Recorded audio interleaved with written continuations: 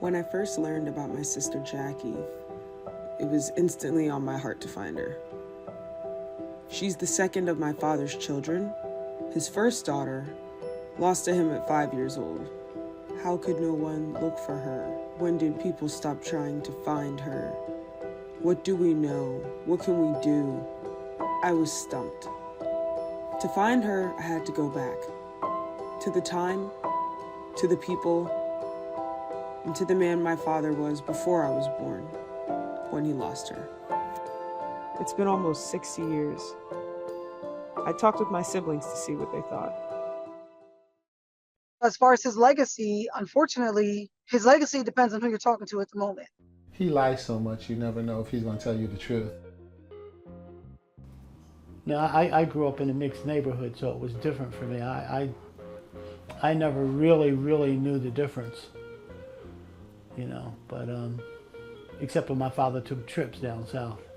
Then I would see the signs, colored only, and you have to go in the back door to get your food in a restaurant and stuff like that. Like my mother and father, they thought you had to be a dishwasher or a construction worker, that was it, or a cook. That was their mentality. They didn't talk about college, you know, and I had really good jobs where I was in management, directors, and stuff like that. Some people wanted to get pregnant because of who I was.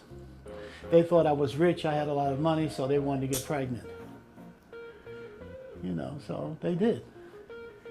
Then when they found out I didn't have any money, they left. I used to throw money around like water. I had a lot of money. I lived well, I had a very nice house. Always had my own house. Always had a new car. I never really thought about having a family, period. I just knew that if I had kids, I was going to have a TV in every room.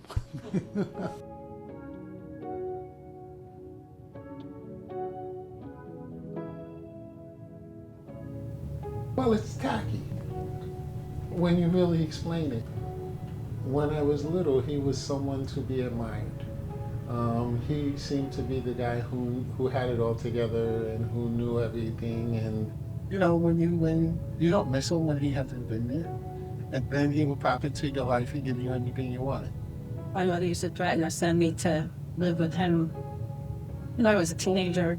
And one day I said, "We'll do it," and she didn't, and she never threatened me again. So I'll make you go live with your father, and I was like, "Okay, bring it," and she didn't. So as a father, I just think he was safety. He was someone that was there. He was a provider for his family. He always found a way to provide. As a man, I think he was complicated. So I had like pictures of their wedding, but there was really not much relationship. Like, he didn't call me for Christmas or my birthday, Christmas Eve. How do you forget your daughter's birthday is Christmas Eve? He was always looking for love, it seems, looking for attention from women. For me, it was relatively normal. I was one of the few who was only raised by him. So he raised me my whole life. Mr. Mom, we used to call him. He'd call me at school and ask me if I wanted brownies and cupcakes. you know, I can't say he wasn't generous. I mean, I was walking around back in my day with a leather coat that cost $125, which was a lot of money. I mean, it wasn't all positive, but when it comes to my dad, it was all pretty much positive for me. But, you know, childhood wasn't always positive, but yeah. My dad made a point to take care of all of us, and I can speak personally that I never felt like we lacked anything or we missed out on anything. For me, it wasn't nothing out of the normal. It was just regular. You have siblings, they come and go, and you know. I took care of all my kids. I didn't live with their mothers, but I always kept in contact with my kids, got them whatever they wanted. So I don't really feel bad about that. And I made sure all the kids knew each other. It was sort of it's pretty interesting, actually.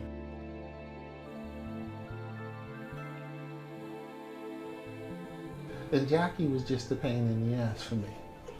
Because she was little, and you know, he's doing whatever he's doing. Oh, keep an eye on her. So you gotta keep an eye on a little girl. I'm running after her, trying to keep her out of problems. I didn't understand, you know.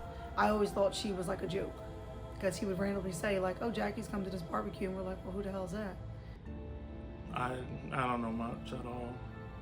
Yeah, I mean, I learned things today that I didn't know, so I knew very little about her. I just saw her picture growing up. Just hearing about her so late, like I didn't really know I didn't hear her name until I was in like high school. So that felt like such a disruption. And in talking with him, I think at first I was kind of like, how come you never found her? Like, what was that about? Because that seems so foreign to me, seeing the way that he treats me and my siblings, that he would allow that to happen. But when you look at the time period, when you look at the circumstances, when you take everything into account, it's just really sad. And I think that that bothers me. In the beginning, it was very upsetting in the beginning, but then after the years went by, I know that even now, she would be a total stranger to me. So, I mean, if I would see her, I mean, I could see her and not even know her now.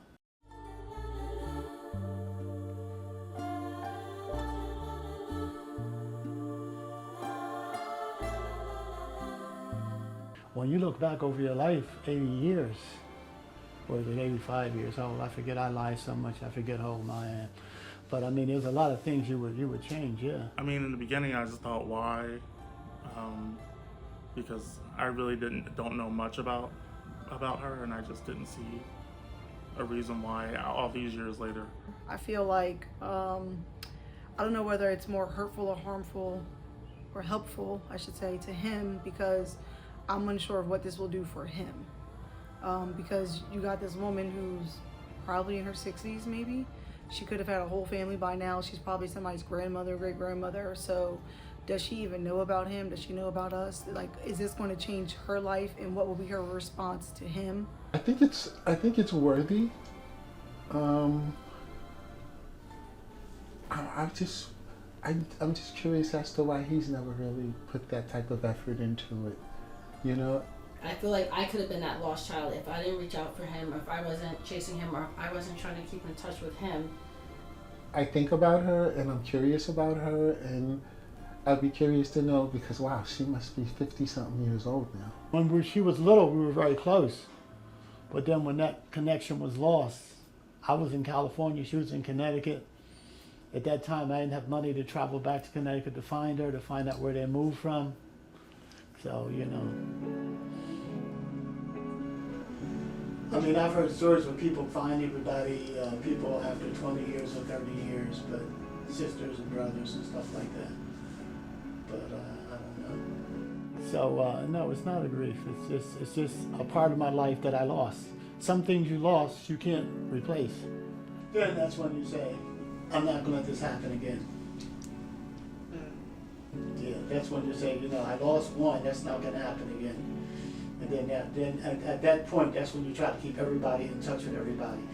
You know, everybody can come to my house for the summer, everybody can come to my house for Christmas, you know, birthdays, celebrations. You try to get everybody together and keep them so they know each other. They may not like each other, but at least they'll know each other. Largely with this documentary and the process of making it, I think what has been on my mind is whether it's a good idea. It's just a total Pandora's box. Like, you don't really know what's gonna happen if you open it. I don't know. I guess that's what I'm trying to figure out.